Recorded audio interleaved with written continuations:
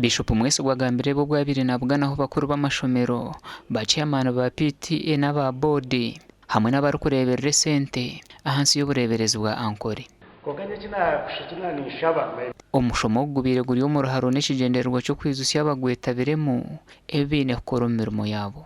Mbwenu omushomo gwagugenderire kureba ngo ebintu by'empiha twabiganiraho omu mashomero gaitu nibitwazibwa bita kwakira empiha ozikozesota ozibudgetingirota ozishohozota zasayiningwa bahi ekintu ekyo nikikuru munongo mu mashomero gaitu abokuba obumwe tugezere twagiramu ebizibu abantu basa kushitamoku ushange basayiningira empiha bashaba loni ushange ishomero ryo mabanja kandi ishomero neriye kanisa ushange kanisa nibagibanja kandi kuba bangura kubegisa kutandika ko project zindi zikubasa kureta intase mu mashomero ko kuri sente zikahereza abana amate n'amashomero abakanise kabahamataka yarevura bakakonservinga environment kandi bakagira inku. Aha mushomogu habireho ko bujuruza hari bakuru b'amashomero abashangira amashomero garuko bikonka habwo gukora munonga bariyo no bagataha mutindo. Ecyo kubanza tine okukina ruhanga abana bakigaragara bakina ruhanga munonga kandi cyakabiri n'emitwe twebembeze mitwe munonga itento mango muntu tine mitwe takabasa kugira ikindi cyayigiramo.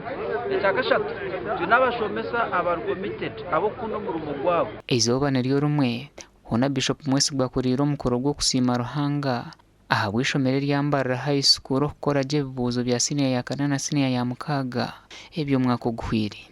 Yes. Thank you very much. At senior 4, we had a drastic improvement from first grade percentage pass of 59 to 69%, almost 70%. And we believe the future will even be brighter. And for A level, we were so glad that they were the 12th in the whole country because we had students who got between 15 and 20 points. When you ranked them, they would be the 12th in the country. Madam Bishop, we gather to thank the Lord, but also to pray for more favor and for improved standards of our school for this year 2024. And we are very hopeful that God will continue to listen to us. Omuganda bashomesa abazire n'abeja bishomero lya Buzenga primary school muri ryeru rubirizi bayire ko kushemerwa bwa nyuma yo kutunga ubuhwezo bwa tanka ya mizi kandi ubuhwezo obu bwahebwa y'abane cha Uganda.